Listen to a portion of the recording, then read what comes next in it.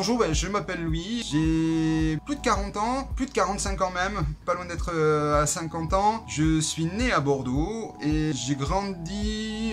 au Pays Basque, notamment dans l'intérieur, entre Cambo, Espelette, Ustaritz et puis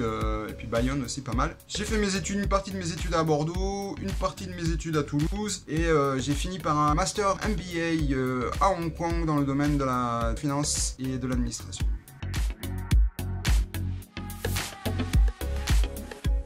Ça va du recrutement en passant par la création d'entreprise, la gestion de contenu, l'innovation, le développement d'idées, développement d'applications, création de sites web, gestion de marque, création de branding, recrutement d'agents commerciaux, sourcing, service client, publicité, enfin un petit peu tout le panel complet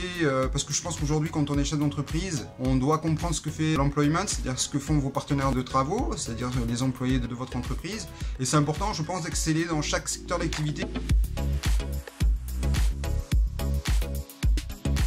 Ça fait depuis 2007 que je suis en Asie, je suis arrivé par la Corée du Sud à l'époque où je travaillais déjà dans le sourcing de produits de mode et la création de marques. Un jour j'ai atterri à Hong Kong et c'est comme un coup de foudre.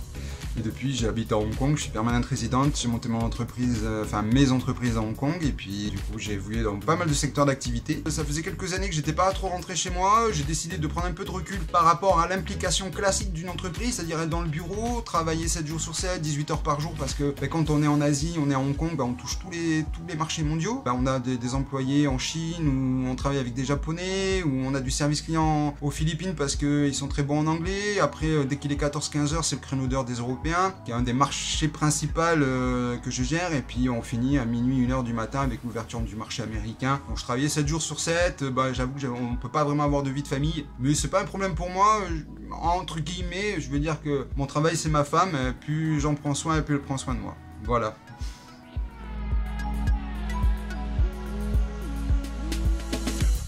Écoute, si t'es jeune entrepreneur, je vais dire, il n'y a pas 36 chemins, il faut être motivé et organisé. Voilà, il faut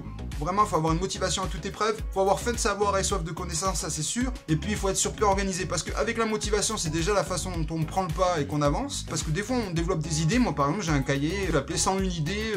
pour réaliser ma vie, par exemple. Et donc dedans, j'ai écrit jour par jour ou semaine par semaine, j'ai détaillé un petit peu toutes les idées que j'aimerais bien mener dans ma vie active ou dans ma vie personnelle, donc ça demande un petit peu d'organisation, et je pense que par exemple j'ai eu des projets que j'avais pensé à mener il y a 2-3 ans, et qui reviennent aujourd'hui, notamment je mets en place un projet de franchise, je vous en parlerai prochainement dans des vidéos, quelque chose d'assez important qui va se développer mondialement, je pense que je présenterai un petit peu tout ça sur YouTube très rapidement.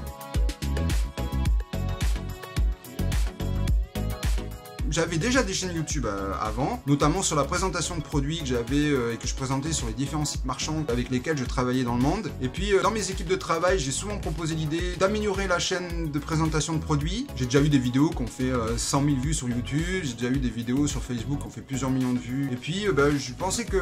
c'était quelque chose qui était un peu jeune et bon, j'avais souvent lancé un petit peu les employés, des partenaires de travail, et puis ça, ils n'ont jamais saisi l'opportunité. Donc finalement, je suis là. Du coup, je présente des voyages, je présente des idées de projets et puis là je vais commencer à proposer des interviews d'entrepreneurs globe workers. J'ai notamment une interview la semaine prochaine d'un entrepreneur qui vit en Indonésie depuis quelques années et puis j'aurai rapidement une autre interview d'un gros entrepreneur français qui s'est installé en Thaïlande, qui est arrivé comme VIE, comme volontaire international en entreprise, qui travaille avec des très grosses usines en Inde, en Birmanie, etc. Donc je vais amener à présenter un petit peu des Français qui se sont expatriés mais qui sont pas juste des expatriés fiscaux, qui sont vraiment des gens qui sont passionnés par leur travail, et je vais aussi lancer rapidement à nouveau des démonstrations de produits et puis je vais proposer aussi des créations de marques.